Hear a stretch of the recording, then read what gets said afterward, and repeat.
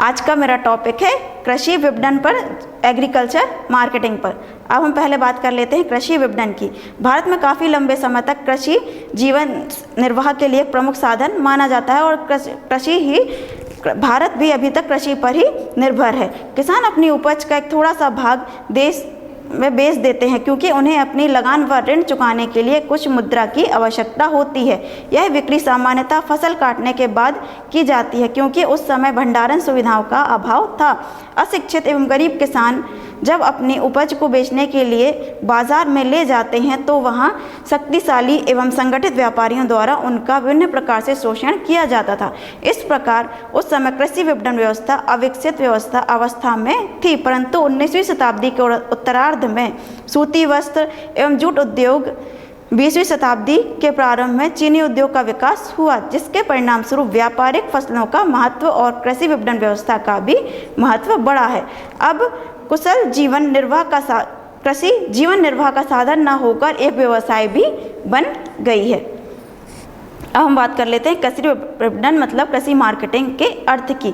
कृषि विपणन के अंतर्गत किसान से उपभोक्ताओं को सीधे अथवा मध्यस्थों के माध्यम से कृषि पदार्थों का एकत्रीकरण, वर्गीकरण, भंडारण, परिवहन तथा वितरण सभी बातें सम्मिलित की जाती हैं। कुछ अर्थशास्त्री कृषि में काम आने वाले सामान्यतः जैसे बीज, उर्वरक, औजार तथा कृषि पदार्थ दोनों को कृषि विपणन में सम्मिलित करते हैं। इस संबंध में प्रोफेसर S.K. रे ने कहा है कि कृषि बाजार में वह है जहां कृषि सामान एवं कृषि पदार्थों का क्रय विक्रय होता है तथा इनके सापेक्षिक मूल्य निर्धारित होते हैं।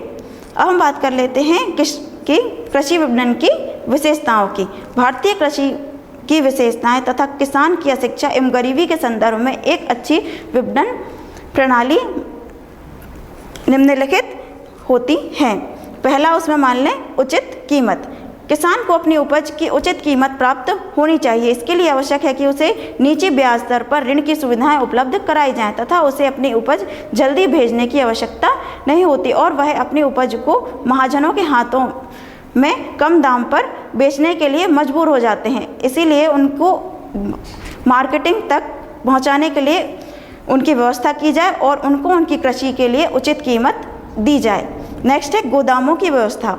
कृषि पदार्थों में उचित भंडारों के लिए गोदामों की व्यवस्था होनी चाहिए ताकि बिक्री होने पर किसान अपनी उपज को सुरक्षित रख सके। किसानों के लिए उचित गोदामों की व्यवस्था करना सरकार का एक प्रमुख दायित्व भी होता है।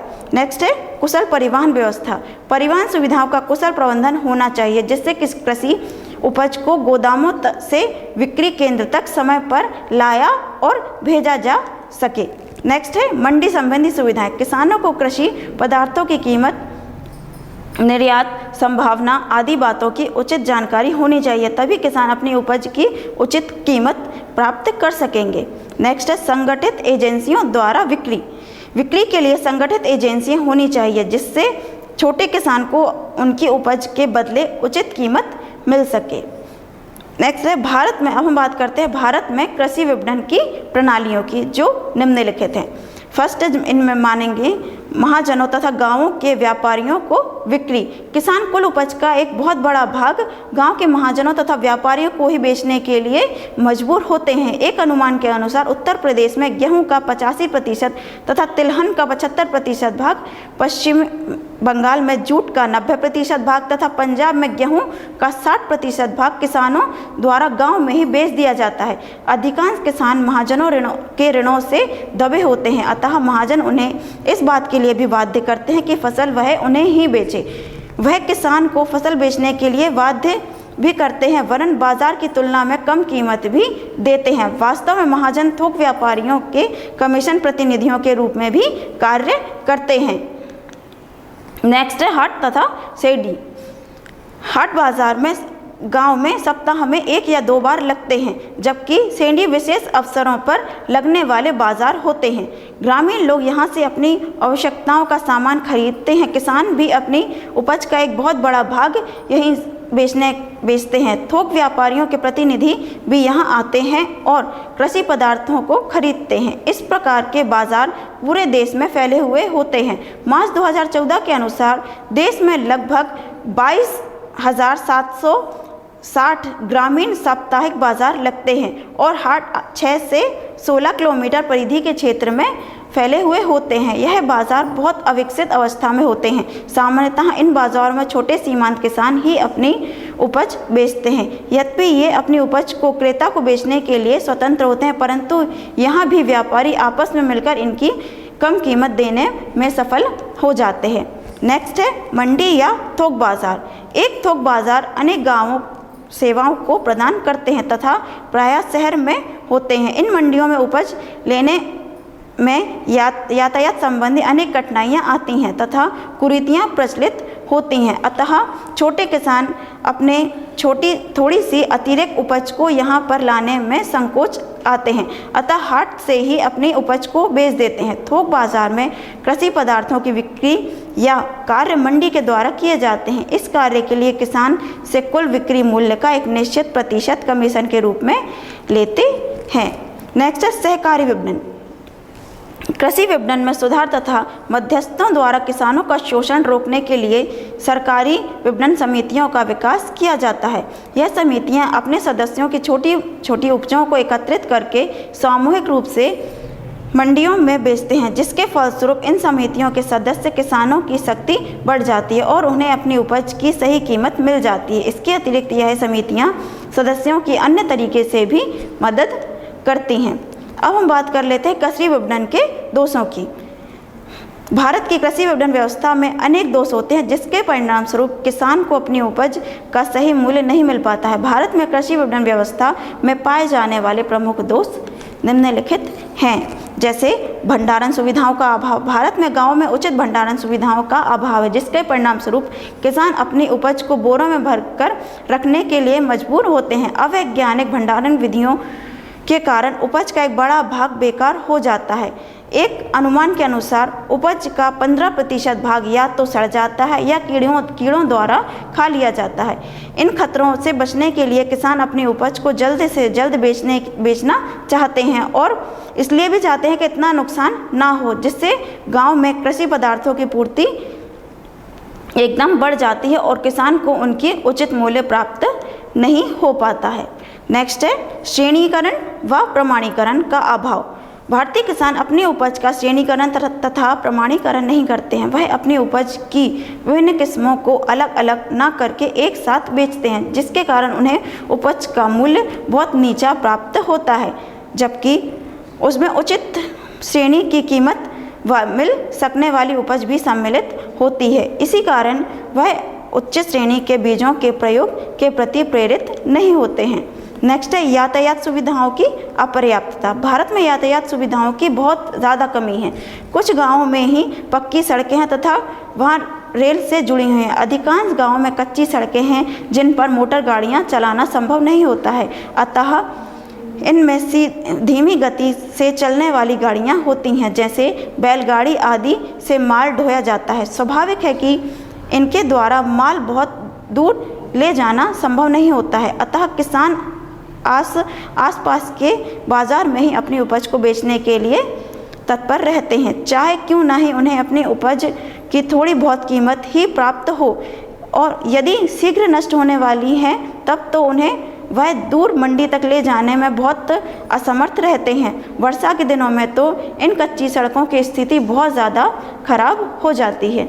नेक्स्ट है अनियंत्रित बाज़ारों में व्यापारिक दुराचार। भारत में अब भी अनेक अनियंत्रित बाज़ार विद्यमान हैं, जिनमें दलाल अशिक्षित एवं गरीब किसानों का गलत तरीके से शोषण होता है, जैसे तुलाई, पल्लेदारी, उपज की अशुद्धता की क्षतिपूर्ति के रूप में अड़त धर्मता आदि विभिन्न नामों पर किसानों की उपज की कीमत में अनुचित कटौती की जाती है। जिसके अलावा भी मिली भगत करके किसानों के हितों का अनेक प्रकार से अपेक्षा या शोषण किया जाता है। नेक्स्ट है बाजार संबंधी अभाव। भारतीय किसान दूर दराज गांवों में बसे हुए होते हैं, अतः इनके लिए विभिन्न बाजारों में प्रचलित कीमत का सही अनुमान नहीं होता है और उन्हें जानकारी भी नहीं होती है कि बाजार में उनका मूल्य क्या है। वास्तव में अधिकांश किसान किसानों का मंडी में संपर्क भी नहीं होता है। ऐसे में व्यापारी जो कीमत किसानों को देते हैं वह उसी को स्वीकार कर लेते हैं। यद्यपि इस समस्या से निपटाने हेतु सरकार ने टीवी तथा रेडियो पर बाजार कीमतों की प्रसारित करती है, परंतु प्रसारित कीमतें तथा मंडी की कीमतों में अभी भी बहुत अंतर पाया जाता है, अतः वह किसान के लिए उपयोगी सिद्ध नहीं होते हैं। अब हम बात कर लेते हैं कृषि विपणन व्यवस्था में सुधार हेतु सुझाव। भारत में कृषि विपणन में सुधार के लिए अनेक कदम उठाए गए हैं, परंतु यह भी अभी तक अपर्याप्त रहे हैं। कृषि विपणन में सुधार के लिए सरकार ने कुछ महत्वपूर्ण उपाय किए हैं, जैसे नियंत्रित बाजारों का विस्तार किया है। सरकार ने अनेक नियंत्रित बाजारों मंडियों की स्थापना की है, परंतु यह मंडियां प्रमुख रूप से शहरों तथा बड़े कस्बों तक फैली हुई हैं। दूरस्थ व पिछड़े क्षेत्रों में नियंत्रित मंडियों की स्थापना की जानी चाहिए। इन मंडियों में प्रशासनिक सुधार पर सरकार ने विशेष रूप से ध्यान दिए हैं। नेक्स्ट है वित्तीय सुविधाओं का विस्तार। भारत में कृषि विपणन के लिए आवश्यक है कि कृषि को पर्याप्त वित्तीय सुविधाएं उपलब्ध हों। जिस समय फसल काटी जाती है उस समय उसका मूल्य सही नहीं मिलता है, अतः किसान को उस समय वित्त उपलब्ध कराया जाए तथा जब किसान को उचित मिल जाए तब वह उस ऋण को चुका सकते हैं।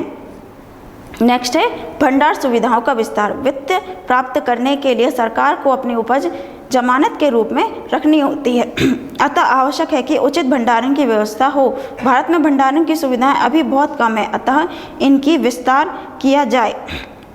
यह करोड़ों रुपए के मूल्य का अनाज प्रत्येक वर्ष नष्ट हो जाता है, अतः किसानों को भंडारण करने के लिए तरीके उनको समझा जाए और भंडारण करने के लिए उनको प्रोत्साहित किया जाए। नेक्स्ट है विपणन योग्य भूमि कृषि पदार्थों की किस्म में सुधार। इसके लिए आवश्यक है कि फसल काटने से पूर्व उपयुक्त कीटनाशक दवाओं का प्रयोग किया जाए। उपज को तैयार करने के लिए औजारों व यंत्रों का प्रयोग किया जाए और सरकार द्वारा इन्हें इसके बारे में समझाया जाए।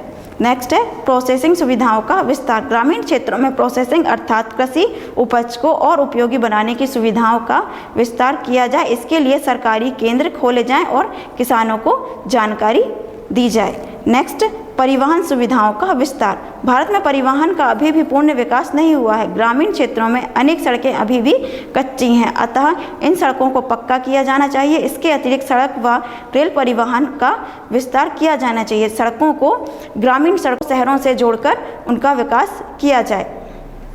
नेक्स्ट है नियंत्रित मंडियों की स्थापना। कृषि विपणन में व्याप्त विभिन्न व्यापारिक दुराचारों को समाप्त करने के उद्देश्य से सरकार ने नियंत्रित मंडियों की स्थापना की है। इसके विनिमय के लिए अधिकांश राज्य सरकारों ने कानून भी बनाया है। इन मंडियों का संगठन और कार्यविधि राज्य सरकारों द्वारा बनाए गए नियमों द्वारा नियमित होती है। इस प्रकार की मंडियों के कार्यों के प्रशासन हेतु एक समिति बनाई जाती है, जिसमें किसानों, व्यापारियों, स्थानीय सत्ता तथा सरकार के प्रतिनिधि होते हैं। यह समिति बाजार में व्यापारिक लाइसेंस प्रदान करने, नापतोल का निरीक्षण करने, विवादों को निपटाने आदि से संबंधित कार्यों को करती है। मंडियों में किसानों के ठहरने तथा उपज के संग्रह के लिए भी उचित व्यवस्था की जाती है। नेक्स्ट श्रेणीकरण व प्रमाणीकरण की सुविधा। कृषि उपज के लिए श्रेणीकरण तथा प्रमाणीकरण के लिए सरकार द्वारा अनेक व्यवस्थाएं की गई हैं। इसके अंतर्गत विपणन एवं निरीक्षण निर्देशालय स्थापित किए गए हैं। इसके कार्य कृषि विपणन की नीतियों एवं कार्यक्रमों के अंतर्गत विभिन्न योजनाओं को लागू करने में सरकार को परामर्श देना होता है तथा इसका मुख्यालय फरीदाबाद में तथा शाखा नागपुर में है। इस तरह आज का ये मेरा चैप्टर समाप्त होता है। Thank you.